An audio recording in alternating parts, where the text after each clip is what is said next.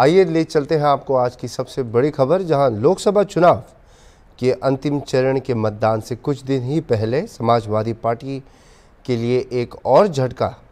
Party के वरिष्ठ नेता नारद राय ने सोमवार रात एक्स पर एक पोस्ट के जरिए प्रधानमंत्री नरेंद्र मोदी और केंद्रीय गृह मंत्री अमित शाह की प्रशंसा की। राय, जो दिवंगत सपा संरक्षक मुलायम सिंह यादव के करीबी माने जाते थे, उन्होंने अमित शाह के साथ अपनी मुलाकात की एक तस्वीर साझा की, जो निकट भविष्य में संभावित दल बदल का संकेत देती है। मुलाकात के दौरान सुहेल देव भारतीय समाज पार्टी के नेता और यूपी सरकार में कैबिनेट मंत्री ओम प्रकाश राजभर भी मौजूद रहे। एक्स को संबोधित करते हुए राय ने प्रधानमंत्री मोदी को एक ऐसा नेता बताया जिन्होंने वैश्विक मंच पर देश को प्रशंसा दिलाई है, और अमित शाह को राजनीति का चाणक्य कहा है। दोनों हस्तियों की प्रशंसा की और पंक्ति के अंतिम व्यक्ति को मजबूत करने के उनके संकल्प और राष्ट्रवाद के प्रति उनके प्रतिबद्धता को मजबूत करेंगे, यह कहकर जय श्री राम पोस्ट भी किया है उन्होंने। अब आइए देखते हैं इस मामले में और जानकारी लेते हैं हमारे यूपी के पॉलिटिकल रिपोर्टर मिस्टर ऋषि भारद्वाज से। हेलो जी ऋषि भारद्वाज जी, जरा इस अभी जो नया समाजवादी पार्टी को जो इतना बड़ा झटका लगा है, इसके बारे में आप जरा हमें बताएंगे।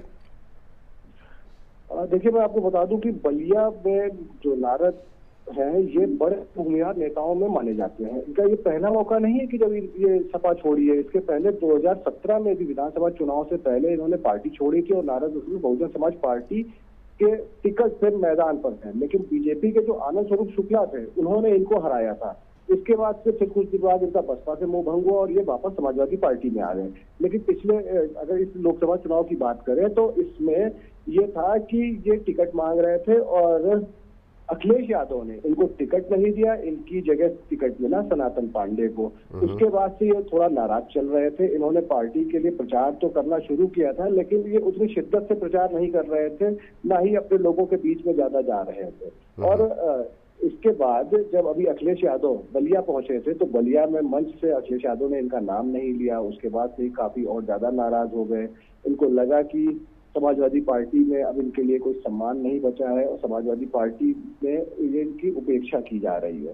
तो इसके बाद से ये कयास लगाए जाने लगे थे कि अब नारद राय या तो चुनाव के बीच में या चुनाव के बाद ही किसी और दल का दामन थाम सकते हैं। उसमें भी ये हो रहा था कि अगर ये जाएंगे तो ये बीजेपी की तरफ ही जाएंगे। और जैसा कि पूर्व नियोजित था, नारद राय ने वाराणसी में अमित शाह के साथ में एक बैठक की और उन्होंने अपना पूरा समर्थन दे दिया। आप उनके एक्स पर देख सकते हैं कि नारद राय अब मोदी का परिवार बनकर सामने आए। जी जी जी जी। तो नारद राय के आने से बलिया और पूर्वांचल में बीजेपी को क्या फायदा होगा?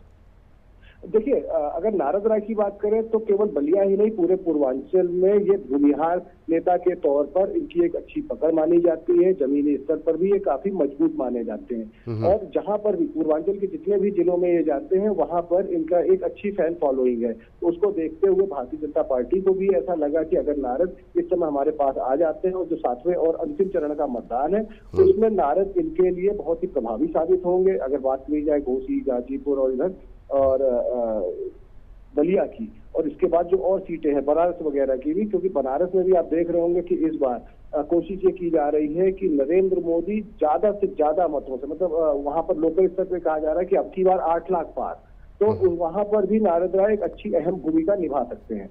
दूसरा ये है कि ये भी हो सकता है कि चुनाव खत्म होने के बाद भी ये देखा जाएगा कि इस साल की विधान परिषद की सीटों पर चुनाव होने हैं, तो वहां से भी ये कहा जा रहा है सूत्रों के हवाले से कि नारद राय को जल्द ही भारतीय जनता पार्टी एमएलसी भी बना सकती है। जी। तो जिस तरह से आपने बताया है कि नाराजगी थी, जैसे पिछले रविवार को रोड शो में जैसे आपने बताया कि अखिलेश यादव ने उनका जिक्र नहीं किया था वहाँ रोड शो में, तो सिर्फ यही कारण है या क्या कारण हो सकते हैं जिससे इतना उनका जो 40 साल का पुराना रिश्ता है ये कैसे टूट गया? उनका क्या हो गया प्रॉब्लम? देखिए, लोकसभा चुनाव से पहले ये माना जा रहा था कि बलिया से समाजवादी पार्टी नारद राय को ही टिकट देगी, और नारद राय अंदर ही अंदर इस बात की के लिए तैयार भी थे, और वो प्रचार प्रसार भी लगभग उन्होंने शुरू कर दिया था, लोगों से मिलना जुलना भी शुरू कर दिया था। वो अपने को ये मान के चल रहे थे कि इंडिया गठबंधन की तरफ से वो यहाँ पर विपक्ष के प्रत्याशी होंगे, समाजवादी पार्टी उनको अपना प्रत्याशी बनाएगी। लेकिन ऐन मौके पर सनातन पांडे को वहां से टिकट दे दिया जाता है। तो इनको ये साफ समझ में आ गया था कि अखिलेश यादव के साथ अब इनकी राजनीति बहुत ज्यादा लंबी खिंचने वाली नहीं है। और उसके बाद से ही ये प्रचार में नजर तो आ रहे थे, लेकिन उतनी सक्रियता नहीं थी कि जितना इनको सक्रिय होना चाहिए था। तो कहीं ना कहीं सनातन पांडे और अखिलेश यादव के पास भी ये खबर जा रही थी, पहुंच रही थी कि नारद राय कहीं ना कहीं पार्टी का जो है अंदर से नुकसान कर रहे हैं, और ये नीरज शेखर के लिए अंदर ही अंदर ये समर्थन भी जुटा रहे हैं और उनके लिए प्रचार भी कर रहे हैं। तो जब ये बातें यहाँ तक पहुंची होंगी अखिलेश यादव तक, तो निसंदेह अखिलेश ने पार्टी के मंच से उनका नाम लेना उचित नहीं समझा, और नारद को भी एक मैसेज पहुंच गया था कि अब वो बहुत दिन तक समाजवादी पार्टी में नहीं रह सकते हैं, उनको दूसरा ठिकाना ढूंढना पड़ेगा। और ऐसे में भारतीय जनता पार्टी एक अच्छा ठिकाना साबित होता है, और जो उन्होंने दिखाया भी कि वो भारतीय जनता पार्टी में ही शामिल हो गए। अभी अंतिम चरण जो बचा हुआ है उसके ऊपर नारद राय का ये दल बदल, इसका क्या असर पड़ेगा, क्या होगा अंतिम चरण में? देखिए, अंतिम चरण में ज्यादातर सीटें जो है वो पूर्वांचल की ही है, और ये एक बड़े भूमिहार नेता के तौर पर जाने जाते हैं। उसका फायदा निसंदेह भारतीय जनता पार्टी को मिलेगा।